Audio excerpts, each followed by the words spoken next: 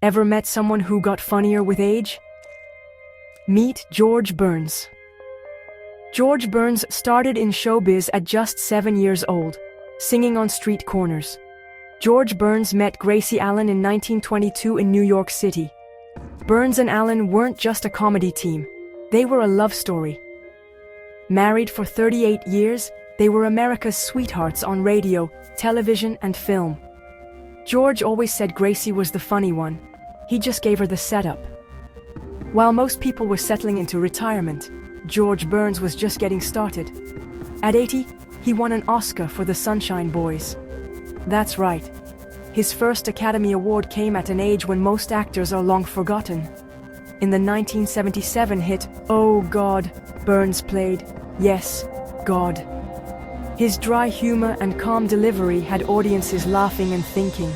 It proved that a good punchline doesn't have an expiration date. Known for always holding a cigar, Burns once joked, "If I had taken my doctor's advice and quit smoking when he told me, I wouldn't have lived to go to his funeral." He lived to 100 and performed almost until his final days. He was born Nathan Birnbaum in 1896 in New York City. Like many entertainers of the era, he later changed it to George Burns when he went into show business. Did you know he started smoking cigars at 14? He was asked many times about the secret to his long life, and his go-to response is to have a good cigar, a good meal, and a good woman, or a bad woman. It depends on how much happiness you can handle.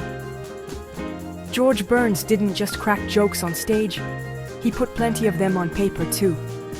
He had this great habit of blending humor with life lessons, so his books weren't just funny. They were also full of little gems about love, timing, and aging gracefully, with a cigar in hand, of course. George Burns lived 100 years, but his humor is timeless.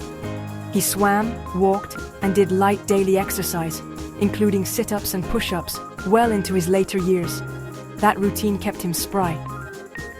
He drove himself until the age of 93, after which he switched to using chauffeurs. He joked that the change wasn't about his driving skills, it was about everyone else's.